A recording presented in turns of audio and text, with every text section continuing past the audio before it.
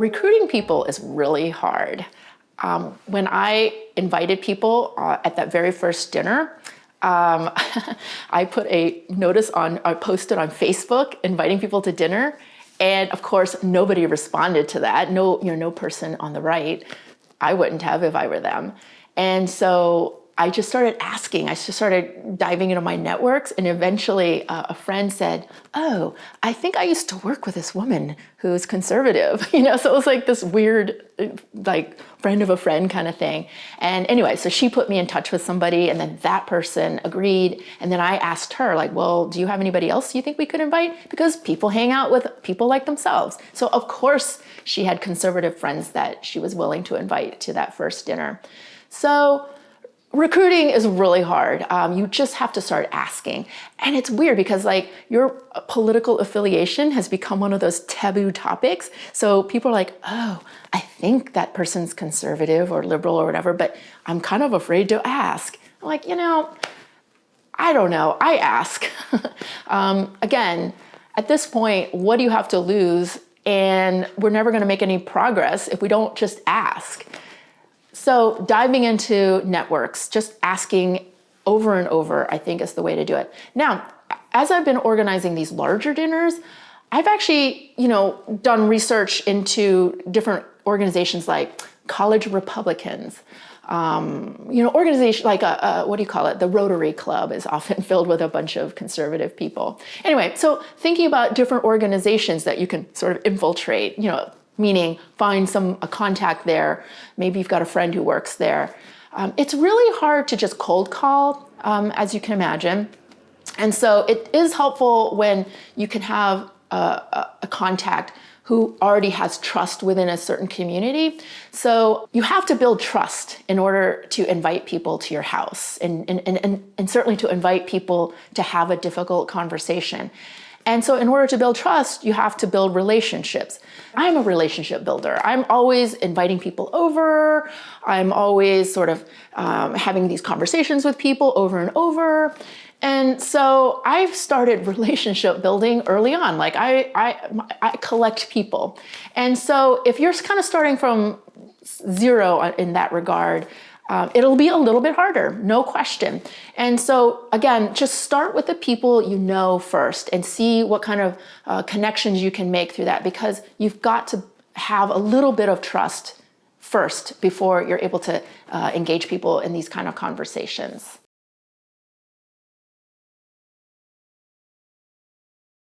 One of the questions people often ask me about these dinners is that they assume that this is a self-selecting group that is open to these kind of conversations. So, okay, I don't have an empirical answer to that. What I do know is that I work very hard to recruit people from across the political spectrum. So, yes, these are people who said yes, but that's the point of the whole thing. As I said, is like most people in America want to have these conversations. So most people I talk to are gonna say yes. It makes sense.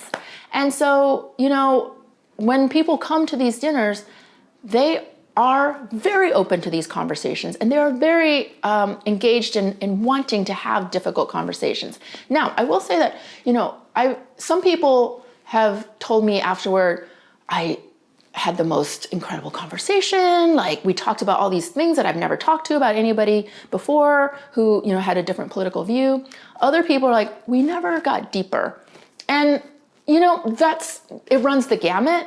And so it makes me realize that there's only so much I can do. There's only so much that we can do other than set up the space for it and then give people some tools and some framework. But at the end of the day, it's up to them to do this.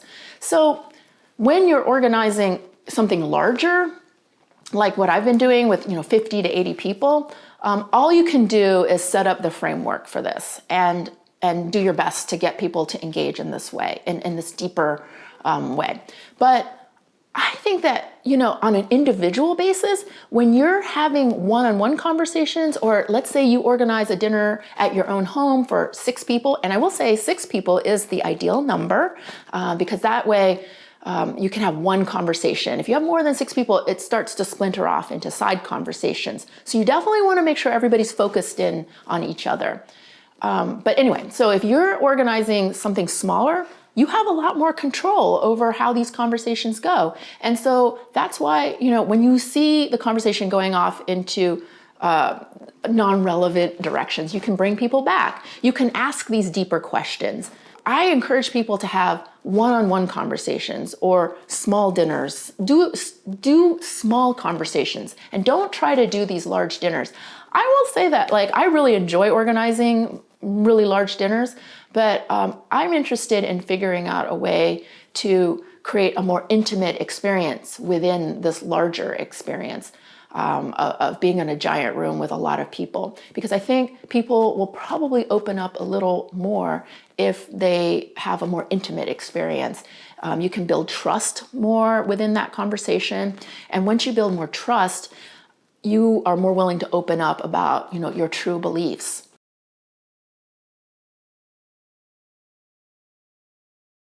What we're trying to do is create spaces in which you can be your authentic self.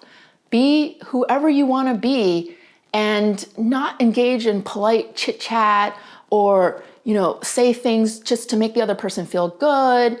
You need to be able to say exactly what you believe so that we can actually get to a place of solutions and finding solutions together.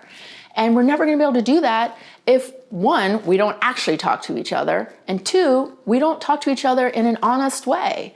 And so we need to be able to do that. And so I think one of the ways to do that is for you as the organizer, for you as the person inviting others into the conversation, to yourself model that behavior, to show that you have good intentions, to show that you are the curious one. We have to be the models, the leaders, and start. And, a lot of times people are like, well, why do I have to be the one? Why doesn't that other guy do it first? I'm like, you know what? I don't know, but it doesn't matter. It actually does depend on you doing it. You do actually have to do the hard work. If you don't want to, that's fine. But also, if you don't do the hard work, you don't get to complain. Anyway, it starts with you. You have to be the model for this in order to set the right vibe, to set the right expectations for the conversation.